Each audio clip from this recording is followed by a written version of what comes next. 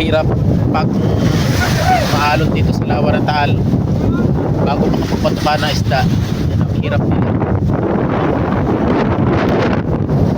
Malakas ang alon talaga.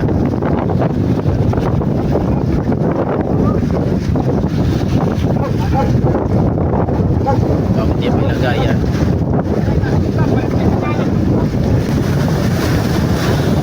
Ano no, gano'n ang sakripisyo bago pa makapagpatuka ng isda.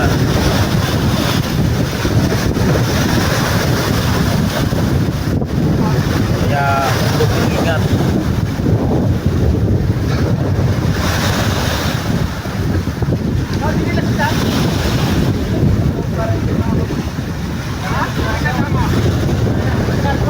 Yan, tangan-tangan naman yung pwede nilang lunday.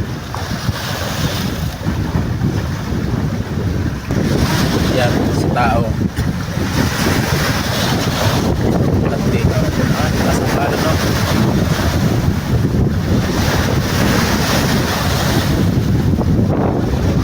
Daniel, ang pisote.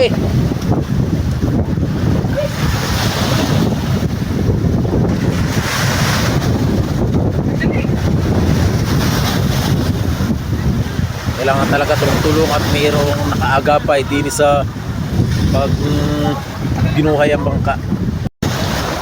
Buti ngayon tumigdaw-tighaw pa. Kanina super panlakas ng alon. Yan, ito talaga ang buhay namin mga magdaragat dito pag panahon ng tag-alon. Yan, hindi pa mabuhay. Kanina nabubuhay lang. Ngayon nagkawan uli.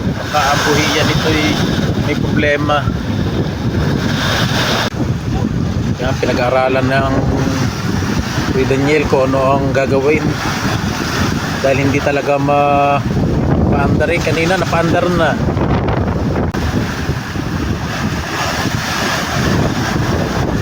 Bumaba na siya.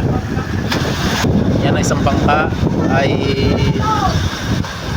susubukan ulit maandarin at babatakin na lang.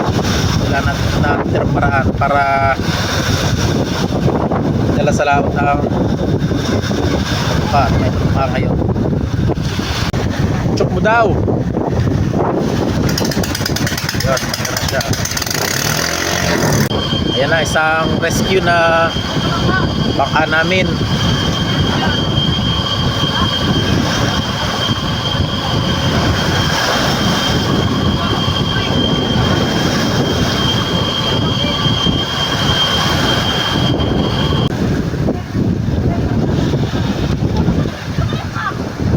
Ayan na nga.